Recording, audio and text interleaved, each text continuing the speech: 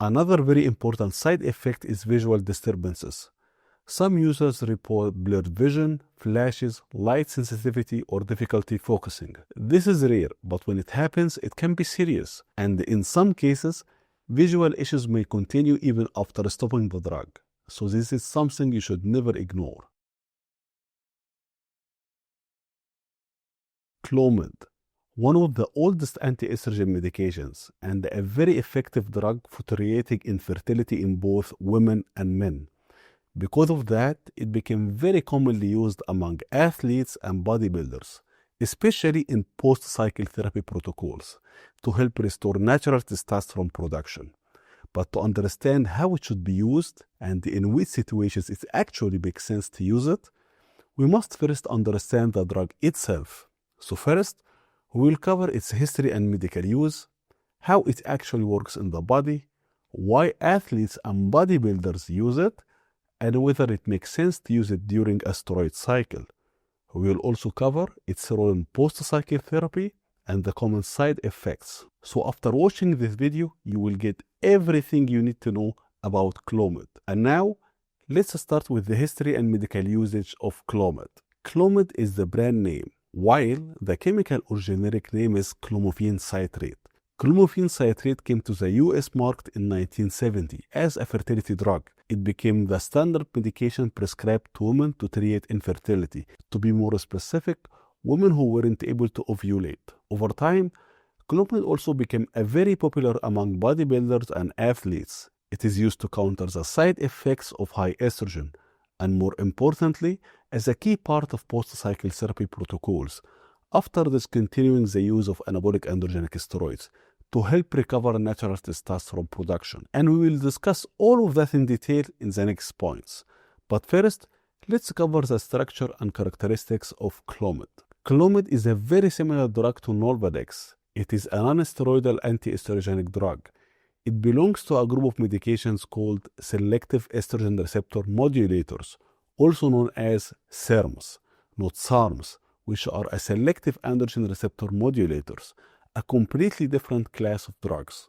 Clomid have both estrogen agonist and antagonist properties. That means it can act like estrogen in some tissues in the body while blocking estrogen in other tissues. In women, the drug works in an antagonistic manner on estrogen receptors, especially in the hypothalamus, pituitary, ovaries, and vagina.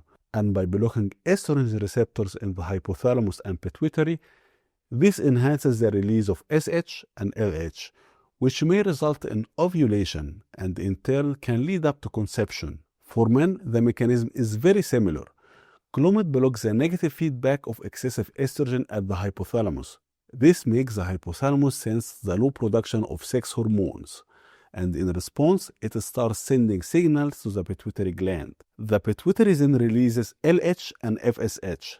These hormones send a signal to the testicles to produce testosterone and sperms. Because of this, Clomid is very popular in post-cycle therapy protocols to help recover natural testosterone production faster.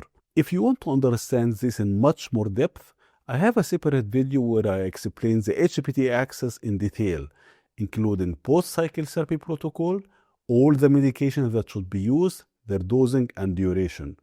I will leave the link in the description below.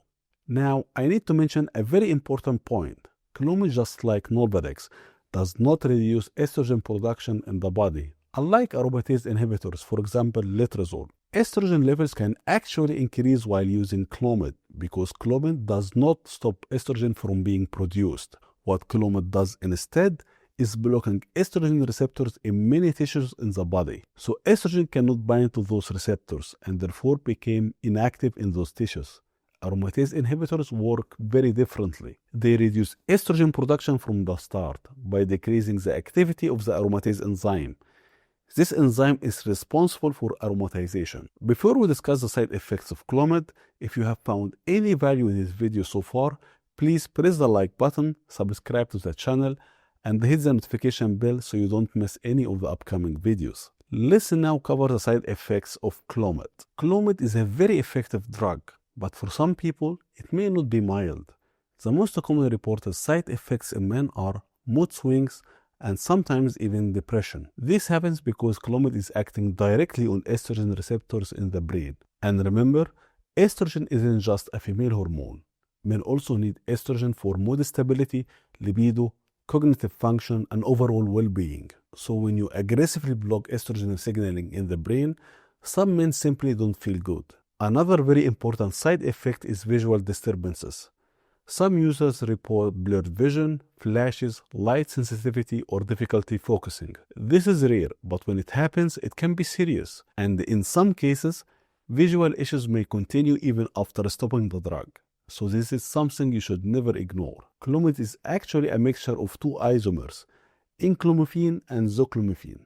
Enclomiphene is the isomer responsible for the most of the testosterone-stimulating effects, but clomiphene has a much longer half-life and can accumulate in the body. And this may be the reason for the emotional side effects people experience. Because of these potential side effects, the isolated enclomiphene drug has become more popular in recent years. Enclomiphene aims to accomplish the same goal as Clomid, stimulating LH and FSH and increasing natural testosterone production, but it contains only the active isomer without the long-acting clomiphene component. So in many cases, it may feel like a cleaner version of Clomid with potentially fewer mood-related side effects. It works through the same mechanism, but it is more selective. And if you don't have access to enclomiphene and the Clomid gives you side effects, then you may consider Nolvadex. Most men tolerate it better. Let's cover now Clomid application in bodybuilding. I personally don't see any reason to use Clomid on a steroid cycle to control estrogen, as we have today much better tools available like aromatase inhibitors. And even if you start developing early signs of gynecomastia, a better option to block the estrogen receptors in the breast tissue immediately would be Nolvadex, as it is very effective for that regard, as we discussed in the Nolvadex video. Where I do see Clomid being useful is during post-cycle therapy, because its main strength is stimulating LH and FSH, which helps restoring the natural testosterone and sperm production.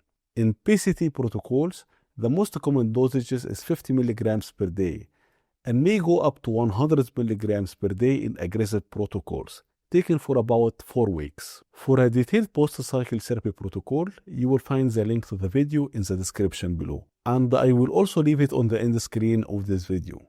Now, let's talk about the availability and supply of Clomid. Clomid is widely available worldwide, and it is a very affordable medication.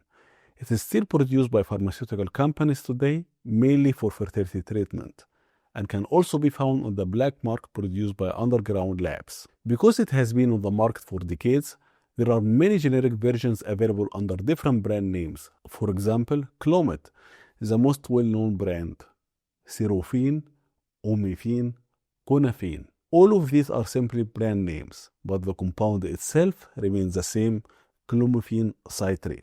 Now, if you want to know exactly how to use Clomid in terms of dosing, timing, and duration during PCT, you have to watch this video.